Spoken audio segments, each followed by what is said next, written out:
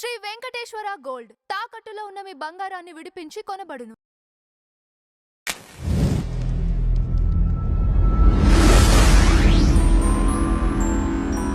నమస్తే అండి. ఎలా ఉన్నారు? బాగున్నానమ్మా. సో రీసెంట్గా సోషల్ మీడియాలో చంద్రహాస్ గారు మీకు తెలిసే ఉంటారు, ప్రభాకర్ గారి son, attitude star Chandrahas. So ఆయన పాడిన పాట ప్రమోషన్స్లో భాగంగా పాడారు ఆ పాట. ఆ పాట ఇప్పుడు బీభత్సంగా వైరల్ అయిపోతుంది, ట్రోల్స్కి గురైపోతుంది. ఆయన కూడా పర్సనల్గా వీడియోస్ చేస్తున్నారు, సెల్ఫీ వీడియోస్ చేసి నేను పాడిన పాటలో అసలు తప్పే ఏం లేదు, మీరు నాకు ఇంకా ఆ పాటకి మీరు ఆస్కార్ ఇవ్వాలి, ఎన్ని అవార్డ్స్ ఉంటే అన్ని అవార్డ్స్ నాకు ఇవ్వాలి అన్నట్టు మాట్లాడుతున్నారనమాట. సో దాని మీద మీరేం చెప్తారు? అంటే సమాజం ఎటు వెళ్ళిపోతుంది.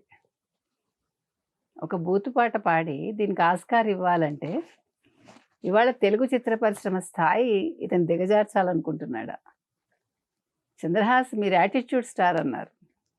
సో యాటిట్యూడ్ అతనిది సరిగా లేదు. మీకు అర్థమైందా?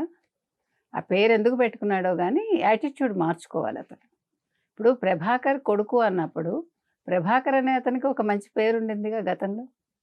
మరి కొడుకుని ఎందుకు ఇట్లా వదిలేస్తున్నాడు ఆయన? నిన్న పాట పాడినప్పుడు స్టేజ్ మీద అందరూ ఉన్నారు కదా, అతను పాడాక కొంతమంది చప్పట్లు కొట్టారు కదా, దాంతో ఇతను చాలా కాన్ఫిడెంట్గా ఫీల్ అయిపోయాడుగా. తప్పు కదా అది? నేను 2 పదాలు వాడాను, మీరు ఇంత చేస్తున్నారు అంటున్నాడు. సో దీని మీద బిగ్ టీవీ అశోక్ అంతకుముందు ఆయన ఇతని మీద ఒక వీడియో చేయటం, ఇతను అతనికి వార్నింగ్ ఇవ్వడం, 24 గంటల్లో మీరు నాకు క్షమాపణ చెప్పాలంటాం. అప్పుడు అశోక్ కేసు పెట్టారు. అంటే ఇక్కడ నేను చెప్పొచ్చేది ఏంటంటే, ఇప్పుడు చంద్రహాస్ లాంటి వాళ్ళు వీళ్ళందరూ కూడా ఓవర్ నైట్ సెలబ్రిటీలు అయిపోదాం అనుకుని ఇలా చేస్తున్నారా? తప్పు కదా. ఇప్పుడు ఇంతమంది స్టార్ కిడ్స్ ఉన్నారండి ఇండస్ట్రీలో. మీరు ఎవరైనా తీసుకోండి, కృష్ణ గారి అబ్బాయి మహేష్ బాబు, చిరంజీవి గారి అబ్బాయి రామ్ చరణ్, శ్రీదేవి గారి అమ్మాయి జాహ్నవి కపూర్, బన్నీ, అంటే వాళ్ళ ఫ్యామిలీ, మెగా ఫ్యామిలీలో ఎంతమంది హీరోలు ఉన్నారు ఏకంగా. ఎంత వాళ్ళు డౌన్ టు ఎర్త్ ఉన్నారు. ఉండలేక బయట ఎవరైనా ఎలానే ఉంటారు, ఇంట్లో ఎలాగైనా ఉంటారు. But when you are coming to public, especially ఒక ఫంక్షన్లో మీరు ఇప్పుడు మీ సినిమా దీనికి సంబంధించిన దాంట్లో ఈ రకంగా పాడడం, నన్ను ట్రోల్ చేశారు, మీరంత బూతులు తిట్టారు నన్ను, నేను 2 పదాలు పాడితే తప్పు వచ్చిందా అంటే వాళ్ళు తప్పు చేశారని మనం చేయకూడదుగా. అది కాదు కదా మనం నేర్చుకోవాల్సింది. ఫస్ట్ మనకి పేరెంట్స్ ఏం నేర్పిస్తారు? తప్పు మాట్లాడకూడదు, చెడ్డ మాటలు మాట్లాడకూడదు, గురువులను గౌరవించాలి, తల్లిదండ్రులను గౌరవించాలి, ఇవి కదా మనం నేర్చుకుంటాం.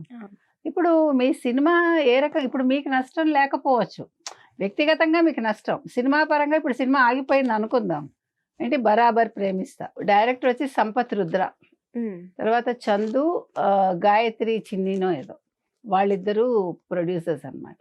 వాళ్ళు కూడా మేము అనుకోలేదు ఇట్లా ఉంటుందని పాట అని వాళ్ళు ఒక ఎక్స్ప్లెనేషన్ ఇచ్చుకున్నారు. తర్వాత ఇవాళ ఇతని మీద ఎన్ని కేసులు పడ్డాయంటే, ఎవరి మీద? చంద్రహాస్ మీద 296, 296A, 296B, తర్వాత 351(2), తర్వాత 67 యాక్ట్ల కింద కేసులు పడ్డాయి.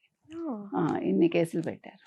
అంటే నేను అనేది ఏంటంటే, ఈ అబ్బాయి చిన్నతనం నాకు అర్థమైంది ఏంటంటే ప్యాంపర్డ్ కిడ్ ఈ అబ్బాయి అనిపిస్తుంది. అందుకే ఆ రకంగా ఉన్నాడు. అంటే మంచి చెడు విచక్షణ చెప్పినా కూడా వినే స్టేజ్లో లేడా? ఇలాంటి వాళ్ళకి కౌన్సిలింగ్ ఇవ్వాలి. They are not bad, but they don't know, వాళ్ళు అనుకున్నదే కరెక్ట్ అనే ఒక భ్రమలో ఉంటారు. కొంతమంది పెంపకంలో కూడా కొంచెం ఉంటాయి. అదే నేను అనేది ఏంటంటే, లేదు తల్లిదండ్రి చెప్పు ఉండొచ్చు, చెప్పినా వీళ్ళు వినకపోవచ్చు కదా. ఇప్పుడు చెప్పరని నేను అన్న, ఏ తల్లిదండ్రి అయినా చెప్తారు, కాకపోతే కొంతమంది పిల్లలు వినరు. దానికి మనం తల్లిదండ్రులు కూడా బ్లేమ్ చేయక్కర్ల. కానీ ఈ అబ్బాయి విషయంలో పాడుతున్నప్పుడు ఎవరైనా మైక్ అయినా కట్ చేయాల్సింది, వాళ్ళ పేరెంట్స్ ఎస్పెషల్లీ వాళ్ళ ఫాదర్ వచ్చి ఆపాల్సింది. ఇప్పుడు ఆ అబ్బాయిని అనరు, తల్లిదండ్రులు అంటారు.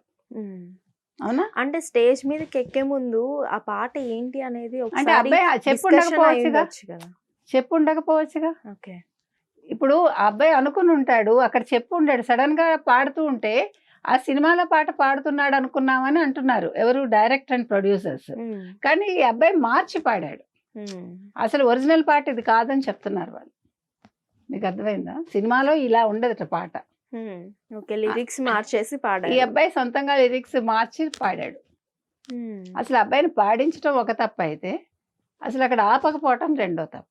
సో ఏది ఏమైనా ఈ ఇష్యూలో అశోక్ అనే అతను బిగ్ టీవీకి సంబంధించిన ఎగ్జిక్యూటివ్ ఎడిటర్ అతను కూడా ఆయన కేసు వేశాడు. సో మరి ఏమవుతుందో తెలియదు. ఎందుకంటే ఒక జర్నలిస్ట్ని ఇంతవరకు ఎవరు అలా బెదిరించింది లేదు. అంటే ఇప్పుడు ఇవన్నీ సినిమాకి మైనస్ అవుతాయి కదండి. అతను ప్లస్ అవుతాయి అనుకున్నాడు, కానీ మైనస్ అవుతాయి. కానీ నేను అనేది ఏంటంటే ఇప్పుడు ఇతను కాదు, రేపు పొద్దున ఫ్యూచర్లో ఇంకెవరైనా పిల్లలు ఒకవేళ హీరోలైనా హీరోయిన్స్ అయినా వాళ్ళ యాటిట్యూడ్ని వాళ్ళు గమనించుకోవాలి. ఎందుకంటే వాళ్ళ వల్ల నష్టపోయేది ఒక ప్రొడ్యూసరు, ఒక డైరెక్టరు, తర్వాత సినిమా మీద ఆధారపడ్డ 24 కళలకు సంబంధించిన వాళ్ళు, వాళ్ళ కుటుంబాలు. కాబట్టి మీ ఒక్కళ్ళతో పోదది. కాబట్టి నేను సినిమా ఆపమని చెప్పట్లా. మనం ఏం చెప్తున్నామంటే ఎవరు నష్టపోకూడదు. అయితే అలాంటి పిచ్చి పాటలు ఏమైనా ఉంటే మీరు కట్ చేయండి. పిచ్చి డైలాగ్స్ ఉన్నా కట్ చేయండి. సినిమా హిట్ అవ్వడం కోసం మనం బూతులు పెడతామంటే మనం ఏ సంస్కృతిని మనం స్ప్రెడ్ చేస్తున్నాం సొసైటీలో? మనకి వైసీపీ సంస్కృతి వద్దు కదా. మనకి కావాల్సింది ఆరోగ్యకరమైన సమాజం. పిల్లలు ఆరోగ్యకరంగా పెరగాలి, మంచి మాటలు నేర్చుకోవాలి, బూతులు కాదు. బూతులు మాటలు కాదు కదా. ఇప్పుడు బూతులు ఫ్యాషన్ అయిపోతున్నాయి కదా. ఫ్యాషన్ అయిపోతున్నాయంటే ఎవరు చేస్తున్నారు? దానికి ఎక్కడో ఒక చోట కట్టడి మొదలవ్వాలిగా. అవును. Let us start from here.